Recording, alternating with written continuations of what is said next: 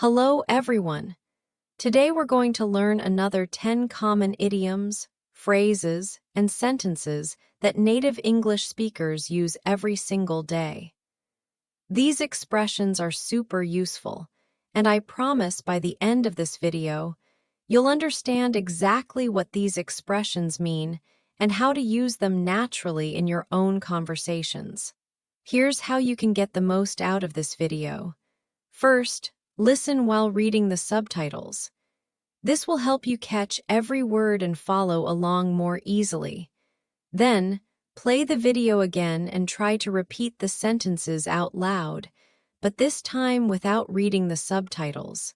This will really help you improve your pronunciation, listening, and speaking skills. Don't forget to pause and write down any new idioms or phrases you like. That way, you can remember and review them later.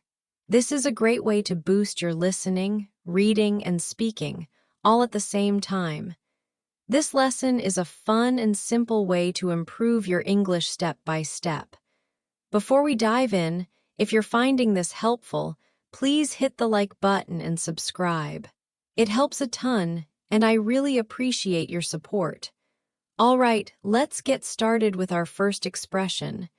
Number 1, I fell down the stairs. This sentence is something you might hear when someone has had a little accident. It means someone lost their balance and tumbled down a set of steps. Now, this can happen for many reasons. Maybe they were carrying too many things, maybe they were walking too fast, or maybe they just weren't paying attention. When someone says, I fell down the stairs, they're explaining what happened to them. Usually after someone notices they look hurt or asks why they have a bruise or bandage. Let me tell you a story about my neighbor Sarah. Last week, she was rushing to get ready for work in the morning. She was carrying her coffee, her purse, and her laptop bag all at the same time. As she was going down the stairs in her apartment building, she missed a step and tumbled down about 5 stairs. When she got to work with a bandaged knee and a small cut on her hand, her coworkers asked what happened. She simply said, I fell down the stairs this morning while rushing to work. For example, if someone shows up to school with a cast on their arm, you might hear them say, I fell down the stairs at home yesterday. Here's another one. My mom fell down the stairs last night, but thankfully she's okay.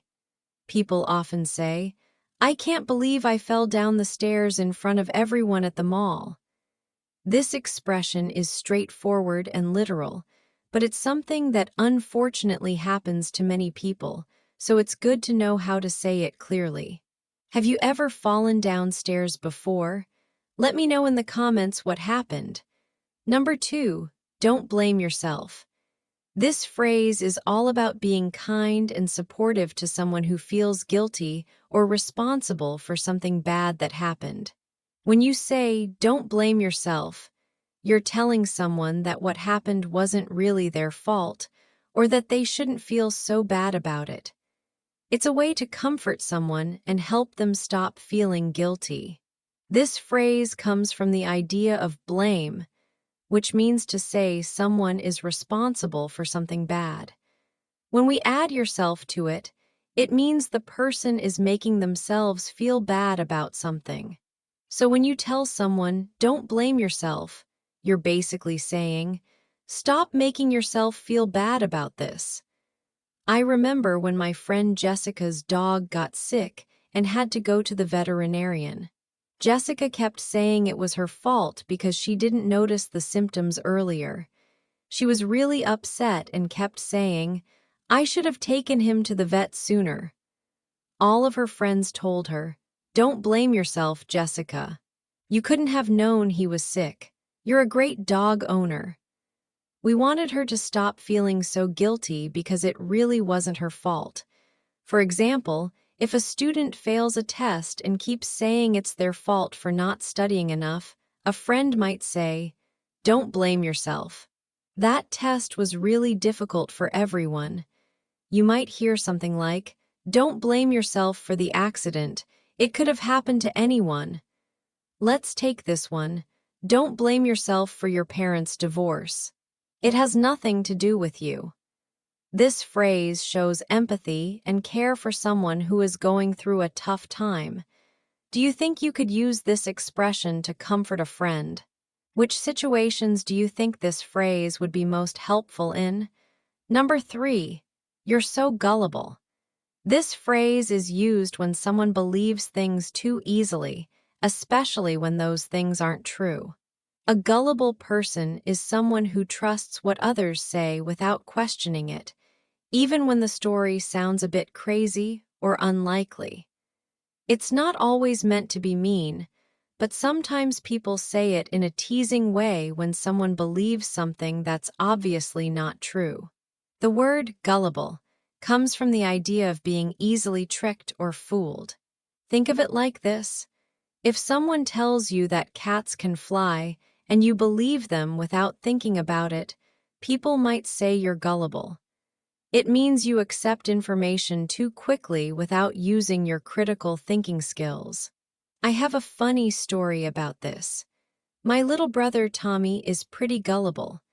Last year, my cousin told him that if you eat watermelon seeds, a watermelon will grow in your stomach. Tommy completely believed this and refused to eat watermelon for months. When my mom found out why he wouldn't eat his favorite fruit, she laughed and said, "Tommy, you're so gullible. Watermelons can't grow in your stomach." We all had a good laugh about it, and now Tommy knows to think more carefully about unusual claims. For example, if someone believes that the moon is made of cheese just because their friend told them so, you might say, "You're so gullible. The moon is made of rock, not cheese." Here's another one. "My sister is so gullible. She believed me when I told her that fish can talk underwater." People often say, "You're so gullible, you'd believe anything." Being called gullible isn't the worst thing in the world, but it's good to think critically about information before believing it. Have you ever been gullible about something? What's the most unbelievable thing someone has ever told you? Number 4, I just had a thought. This expression is used when someone suddenly thinks of an idea or remembers something. It's like when a light bulb turns on in your head and you want to share what you just thought of. People use this phrase to introduce a new idea or suggestion that just came to their mind. This expression is pretty straightforward. When someone says, "I just had a thought," they're basically saying, "I just thought of something," or "an idea just came to me." It's a natural way to start sharing a new idea or suggestion with others. Here's a situation where this happened to me. Last weekend, my friends and I were trying to decide what to do for my birthday. We had been talking for about 20 minutes, suggesting different restaurants and activities, but nothing seemed quite right. Suddenly, my friend Maria's eyes lit up and she said, "I just had a thought. What if we have a picnic in the park and then go to that new ice cream shop?" Everyone loved the idea, and that's exactly what we ended up doing. It turned out to be the perfect birthday celebration. For example, you might be in a meeting at work when someone says, "I just had a thought. What if we try a different approach to this project?" You might hear something like, "I just had a thought about your problem. Maybe you should call your sister and ask for her advice." Let's take this one. "I just had a thought. We should probably buy some snacks before the movie starts." This phrase is really useful when you want to add something to a conversation or suggest a new idea. It's polite and natural sounding. Do you think you'll remember to use this expression when you have a sudden idea? Let me know in the comments about the last great thought you had. Number 5, pick pro or con. This expression is used when you want someone to choose a side in an argument or debate, or when you want them to decide if they support something or not. Pro means you're in favor of something or you support it. Con means you're against it or you don't support it. So when someone says pick pro or con, they're asking you to decide whether you're for or against something. This phrase comes from the Latin words pro, meaning for, and contra, meaning against. In English, we shortened contra to con. You'll often hear this in debates, discussions, or when people are trying to make decisions about important topics. It's a quick way to ask someone to take a position on an issue. I remember this happening in my college class. We were discussing whether students should be allowed to use phones during class time. The professor divided the classroom in half and said, "Okay, everyone, we're going to have a debate. Pick pro or con. If you're pro, you think students should be allowed to use phones in class. If you're con, you think phones should not be allowed." Half the class went to the pro side, and the other half went to the con side.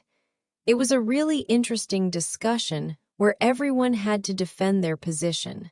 For example, during a family dinner discussion about getting a pet, someone might say, "Okay, everyone needs to pick pro or con. Are we getting a dog or not?" You might hear something like, "Before we vote on this new policy, everyone needs to pick pro or con." Here's another one. "I can't decide about this vacation idea. Help me out and pick pro or con." This expression is really useful when you want to get people's opinions quickly or when you're trying to organize a debate or discussion. Have you ever been in a situation where someone asked you to pick pro or con? What was the topic? Number 6, you're a parasite. Now, this phrase is definitely not a compliment. When someone calls another person a parasite, they mean that person takes advantage of others without giving anything back. A parasite, in nature, is a creature that lives off another creature without helping it. So when we use this word about people, it means someone who benefits from others but doesn't contribute or help in return. The word parasite comes from biology, where it describes organisms like fleas or worms that live on or in other animals and take nutrients without providing any benefit. When we call a person a parasite, we're comparing them to these creatures. It's definitely a harsh word, and it's usually used when someone is really frustrated with another person's behavior. Let me share a story about this. My friend Rachel had a roommate named Kevin who never paid his share of the rent or utilities, never bought groceries, and never cleaned the apartment. But Kevin would eat Rachel's food, use her Netflix account, and invite friends over to mess up the place. After 6 months of this, Rachel finally got fed up and told Kevin, "You're a parasite. You take everything but give nothing back. Either start paying your share or find somewhere else to live." Kevin wasn't happy to hear this, but Rachel was absolutely right. For example, if someone always asks to borrow money but never pays it back, their friends might say, "You're a parasite. You always take but never give." You might hear something like, "My brother is such a parasite. He's 30 years old and still living with my parents without paying any bills." People often say, "I'm not lending you money anymore. You're a parasite." This is definitely a strong word, so you should only use it when you're really frustrated with someone who takes advantage of others. It's not something you'd say jokingly to a friend. Have you ever known someone who acted like a parasite? How did you handle that situation? Number 7, I pulled some strings. This idiom means that someone used their connections, relationships, or influence to get something done or to help someone out. When you pull strings, you're using your personal network or asking favors from people you know to make something happen that might not have happened otherwise. It's like being a puppet master who pulls the strings to make the puppet move. This expression comes from the idea of puppet shows, where the puppet master pulls strings attached to the puppet to make it move and dance.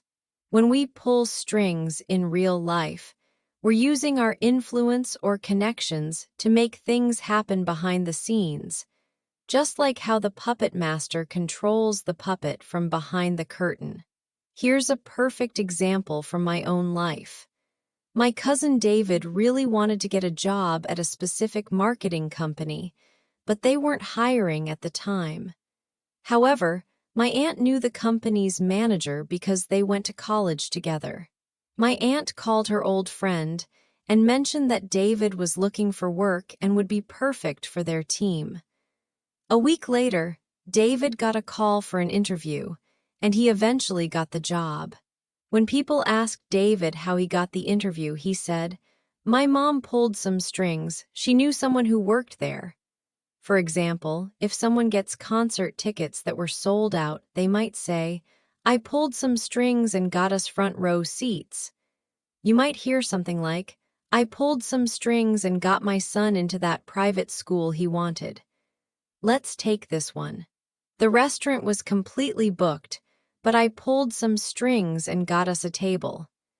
This idiom shows that sometimes it's not just what you know, but who you know that can help you in life. It's about using your network of friends, family, and professional contacts. Do you think it's fair when people pull strings to get advantages? Have you ever had someone pull strings to help you out? Number 8, take your time. This phrase is all about telling someone they don't need to hurry or rush.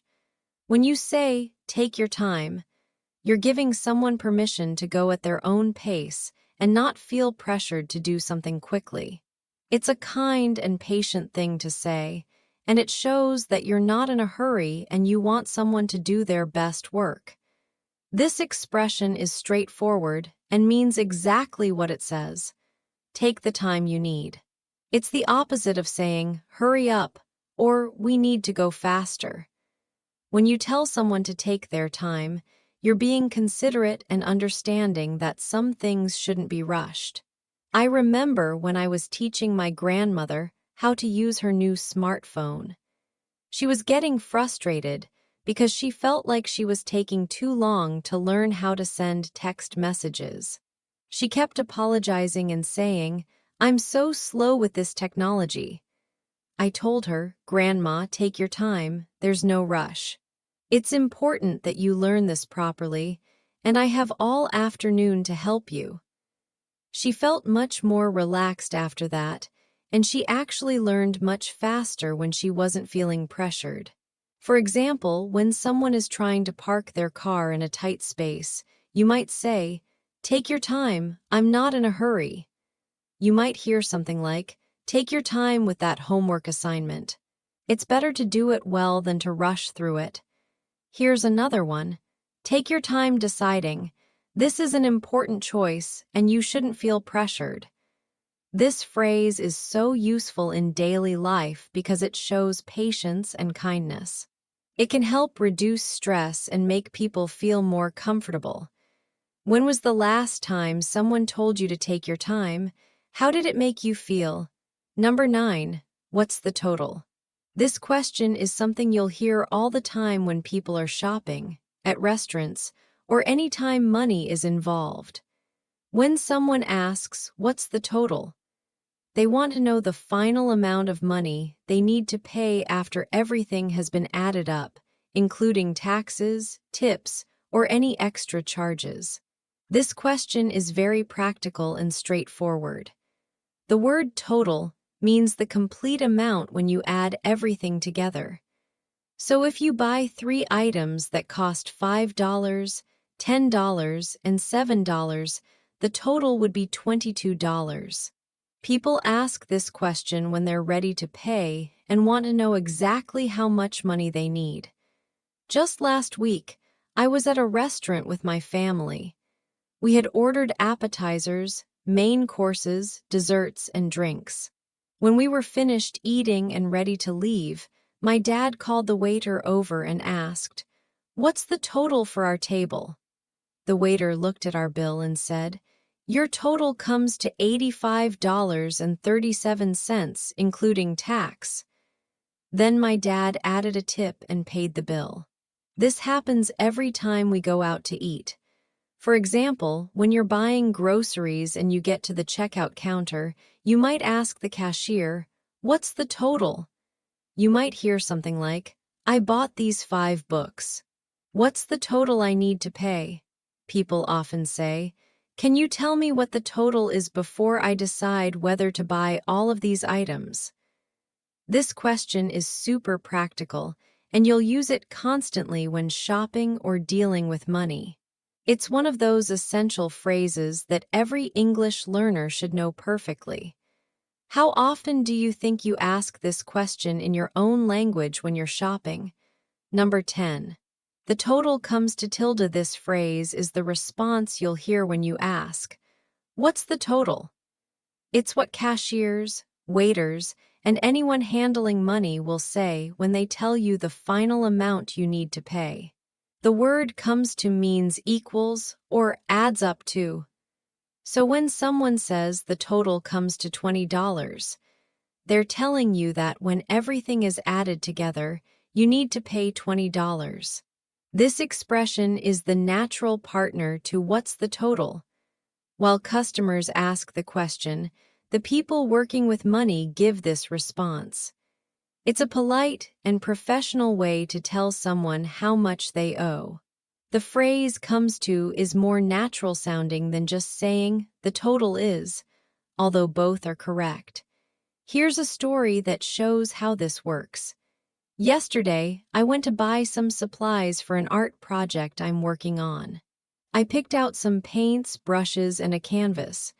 When I got to the counter, I asked the store clerk, "What's the total?" She scanned all my items, added up the prices, and said, "Let's see here.